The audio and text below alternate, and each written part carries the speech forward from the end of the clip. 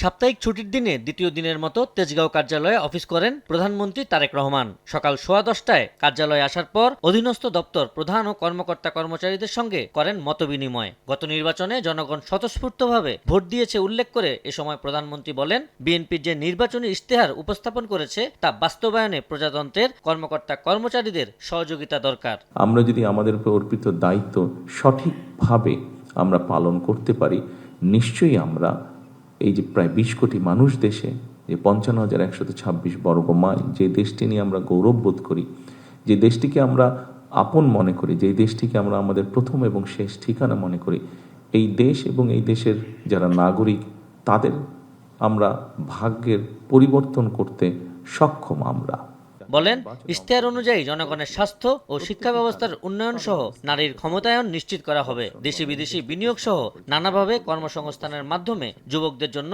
কাজের পরিবেশ নিশ্চিত করা হবে। এছাড়া সর্বত্র জনগণের নিরাপদ চলাফেরা নিশ্চিত করতে চায় সরকার। আগামীর অগ্রগতির ভিত্তি আনোয়ার ইস্পাত, স্ট্রংগেস্ট স্টিল সিন্স 1978। ভোটের হিসাব যদি আমরা করি, বাংলাদেশের মানুষ বাংলাদেশ জাতীয়তাবাদী দলের ম্যানিফেস্টোকে সমর্থন দিয়েছে বা সেটির পক্ষে রায় দিয়েছে।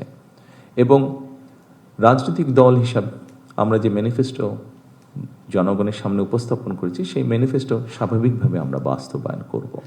সেই ম্যানিফেস্টোর মধ্যে আমরা উল্লেখ করেছি এই দেশের সন্তানদের শিক্ষা ব্যবস্থাকে আমরা কিভাবে গড়ে তুলতে চাই। সেই ম্যানিফেস্টোর মধ্যে আমরা উল্লেখ করেছি এই দেশের সন্তান সহ এই দেশের মানুষের, তরুণ সমাজের ক্রীড়া ব্যবস্থা আমরা কিভাবে গড়ে তুলতে চাই।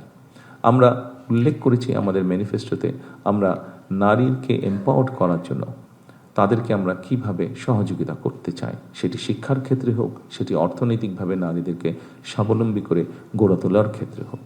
এ সময় প্রধানমন্ত্রী দেশ ও রাষ্ট্রের স্বার্থে গোপনীয়তার বিষয়গুলো মেনে চলার জন্য কর্মকর্তা কর্মচারীদের নির্দেশ দেন। এছাড়া জাতিকে একটি সুশৃঙ্খল জায়গায় নিয়ে আসতে প্রজাতন্ত্রের কর্মচারীদের সরকারের নিয়মনীতি কঠোরভাবে মেনে চলার উপর গুরুত্ব আরোপ করেন। সমাজের সকল ব্যবস্থা, রাষ্ট্রের সকল ব্যবস্থাকে অনেক পিছিয়ে দিয়েছে, অনেক ক্ষেত্রে ধ্বংসের দ্বার প্রান্তে নিয়ে গিয়েছে, সেটি হচ্ছে দুর্নীতি। আমি দৃঢ়ভাবে বিশ্বাস করতে চাই এখানে উপস্থিত যে সকল প্রজাতন্ত্রের কর্মকর্তা কর্মচারীবৃন্দ আছেন, আপনাদের পূর্ণ সহযোগিতা আমরা ইনশাল্লাহ পাবো।